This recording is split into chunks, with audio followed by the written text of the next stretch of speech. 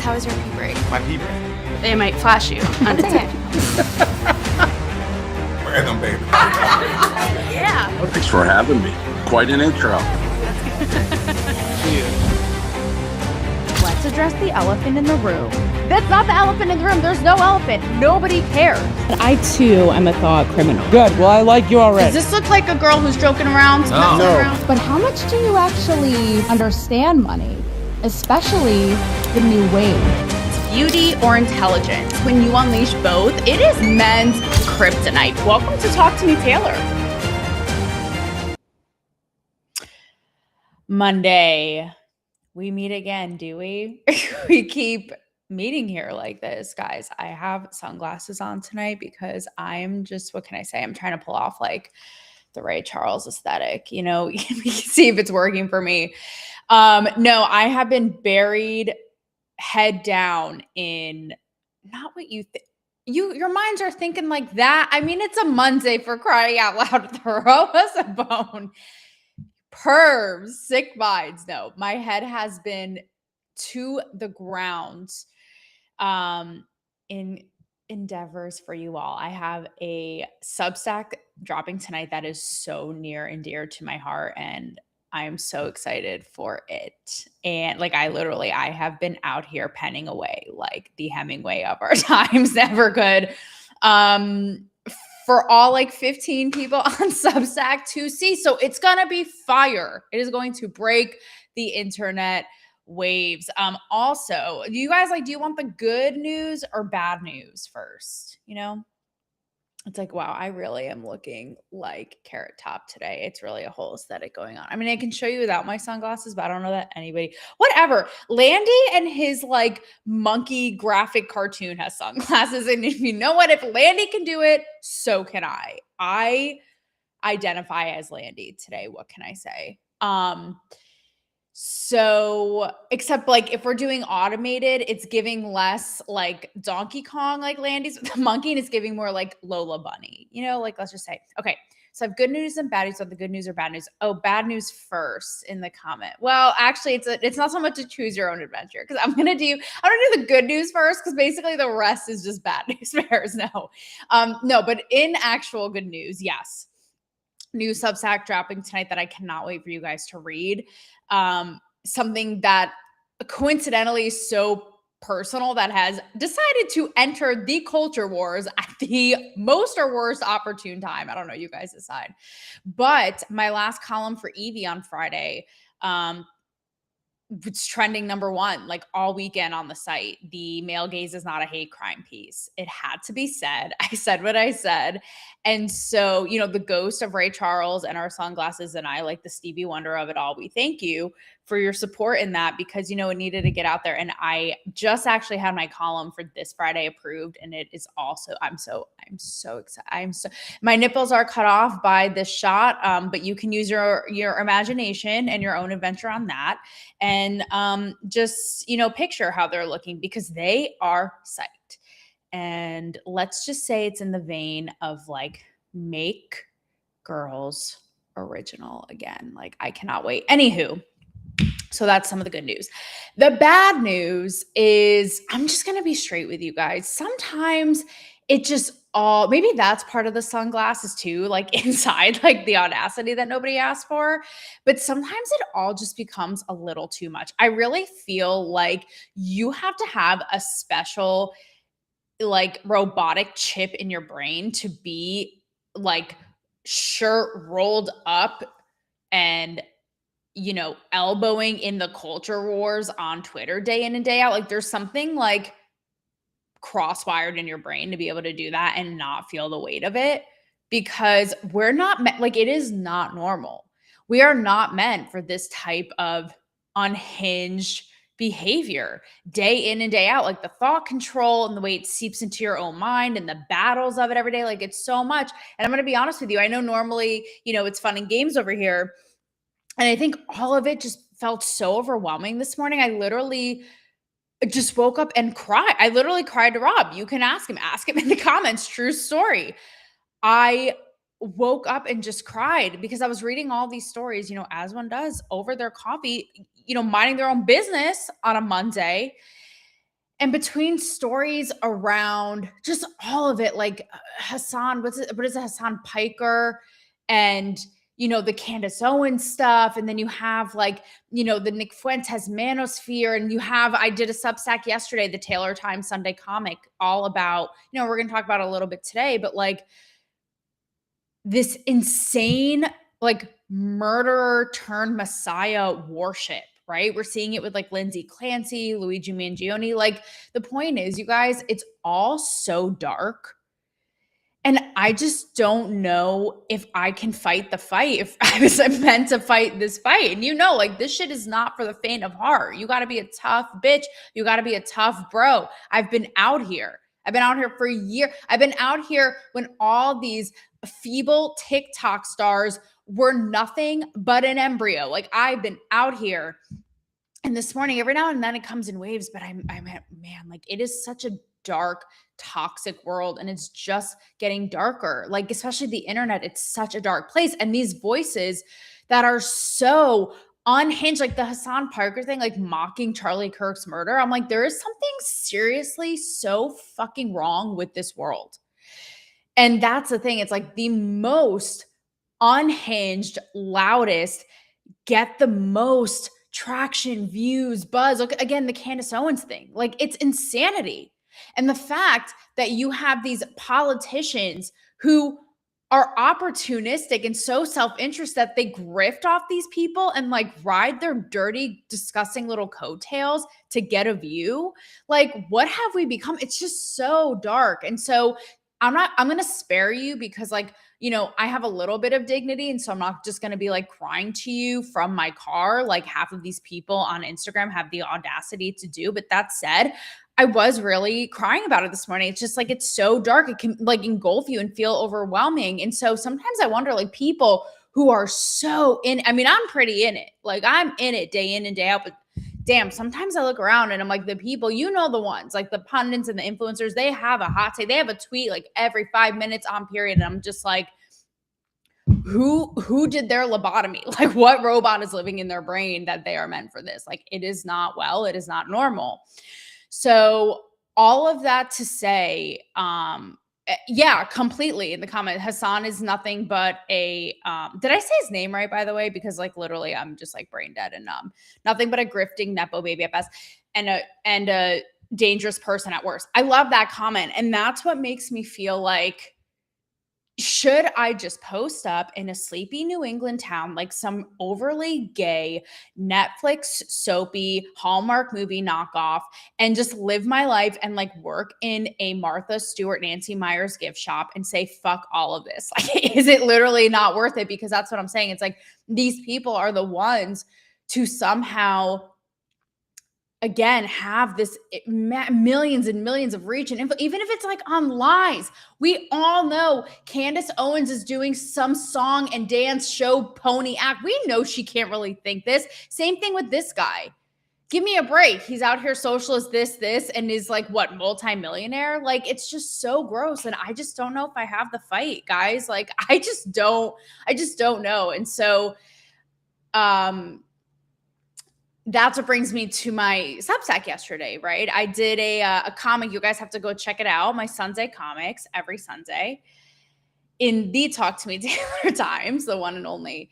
And yeah, it's really pointing out this bizarre insanity in this phenomenon of worshiping sick people and murderers. And in the example I give, because it's playing out at the same time, right? Luigi Mangione, and Lindsay Clancy. And immediately I got flack, like people, or Taylor, they're not the same people. It's not the same thing, da-da-da. And I'm like, that's not the point. The point is this overarching, insane phenomenon of worshiping these people, not paying homage or mourning or celebrating innocent lives taken. No, the people on the other end responsible for their murders.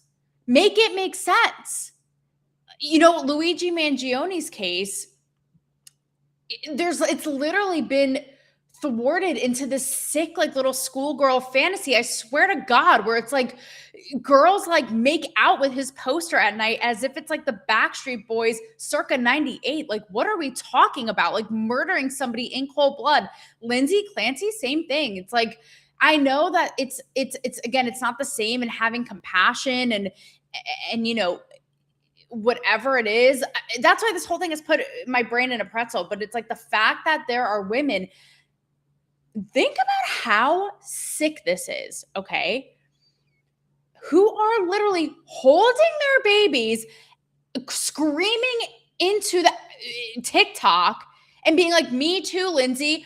Okay, so are you going to murder your 3 kids under 5 in front of each other and wear it as a badge of honor? Like, what are we talking about? This is such a sick place. This isn't normal. And it's become, again, what I call this like reverse victimhood, where it's like, you have to prop this person up so the facts and half the story doesn't matter. And it's this weird like indignation, right? Where it's like, it's inverted victimhood, where it's like these people who should be held accountable, however that may be, again, 2 totally different stories, but who are held up as, again, like these martyrs. And these, like, it's like a messiah. It's so sick and bizarre. And it's like they justify it somewhere in their minds. This is where, again, it's gone way too far, because it's like, no, they represent, you know, the little guy or the underdog against the system, pharma or healthcare, or being overprescribed or being overwhelmed as a mom or whatever it is. But it's like, to this end. Like, I swear to God, this is the place where brain cells and nuance and any sort of right and wrong, golden rule kindergarten shit goes to die. And the sad thing is, with both of these examples, this is the thing where everybody gets lost in the plot, because both examples, while again, very different, do have some validity and truth in them, right? In Luigi Mangione's case, yes, like the healthcare system being ghetto. This is America. Why is it like third world country coded half of the time? Okay. Like, I'm not even going to get you down the weeds of how ghetto and gangster my insurance is. Like, life of a starving artist. What do you want? But again, like, but to this, like murdering somebody in cold blood, Lindsay, Clancy, not different in that regard. Trust me. My fiance has had lifelong clinical depression. There is a conversation to be had, and awareness and activism for mental illness. In her case, postpartum depression, all this. Again, with both of these examples, like, this is where people have lost their minds and are off their rockers. Any sort of advocacy, activism, awareness, real hope, empathy, change is very different than whatever this is. It is weird. It is so weird, and it is so dark. And I think it really forces us to look in the mirror and to ask, what do our heroes say about us? I know I kind of like referenced that in Friday's episode, but it's like, my brain can't not be untangled in this Rapunzel, hellish, never-ending web. And so on the flip side, this is where I told you guys, we got the good with the bad, right? We got the good news and the bad news. So I guess whoever said earlier, let's get the bad news first, we kind of have like a sandwich, because I had good news and then now this is the bad news. And now to have some sort of pseudo good news. Highlighting real heroes and real victims. So I partook in a junket for Nat Geo's new 9/11 documentary. That's also in partnership. I think it's going to be on Disney Plus and Hulu. And I was honored and had the privilege to sit down with 2 people who were working the Pentagon that day, either working the Pentagon or responding to the Pentagon. And you'll see, I'm going to play half the interview tonight with them and then half on the other second half on Wednesday night. But they came together in this very kind of kismet serendipitous way of like saving each other's lives in a way that day. And it's like, that's real heroic nature and acts. Like, again, not whatever this twisted, dark shit has become. And yes, I do ask them, right? Because Hassan Piker can literally stick it where the sun don't shine, like in the depths of his non-existent brain. I do ask them, imagine for them, guys, how close to home it has to hit to hear, forget TikTok and the brain rot and the brainwash there. Okay? Forget Ivy League campuses, but elected officials and their inner circles sympathizing and romanticizing terrorists or saying America deserved 9/11. Like, these people have no idea. Well, I asked these two. I asked them point blank, and they try to hold themselves back, but understandably, they were pissed. So I am going to play the first half for you now. I can't wait for you to see what they say. And like all things in this kismet cosmic nature of TTMT, like, you can't even write it. It is Shakespearean in the stars. I truly didn't even plan this. I interviewed them, while this was playing out with what we're talking about, our heroes. And I thought, man, like, what a way to hold a mirror up in the juxtaposition of like who the internet and our culture is holding up as heroes and these true heroes, like putting things in perspective. So without further ado, I am going to play this for you guys. I'm going to read some of your comments, and I'll see you back here for a proper sign off. Come on. I'm a gracious host like that. All right, here we go. Excellent. Taylor Ferber, talk to me, Taylor. Hello, Taylor. Hi, good morning. So I'm just going to do a quick intro of you guys and let you do the talking. We'll be on our way. Okay? Awesome. How quickly we forget. And let's be honest, in a world of such performative outrage, it's people like the ones I'm joined with today who are the real heroes. I am joined by two stars of the new Nat Geo documentary, 9/11 Reunited. So I'm going to introduce them quickly, and we'll be on our way with this important chat. We are here with Marilyn Wills, who was a colonel working in the Pentagon on 9/11, who was trapped, jumped from a window to escape, helped others, was later awarded the Purple Heart. And with her, in a very serendipitous, the stuff that you can't even write, truly, Commander Greg Powell, who was a Navy SEAL at the time, was responding at the Pentagon, caught her, helped her get medical care, was awarded the Navy's highest non-combat honor. So without further ado, Marilyn, Craig, welcome to the chat. As a tri-state kid, boy, oh boy, does this hit close to home, 25 years later. So we see in the documentary that you had reunited after this, like I said, crazy serendipitous turn of events, surviving that horrible day. And we see you on camera and reuniting. You're very kind of calm, cool, and collected. Tell us honestly what was going on in your minds before reuniting after all this time and saving each other's lives in a way. Like, were you Marilyn, you get to start. Yeah, so thank you, Taylor, for having us. And it's always great to be on a call with Craig, my battle buddy for life now.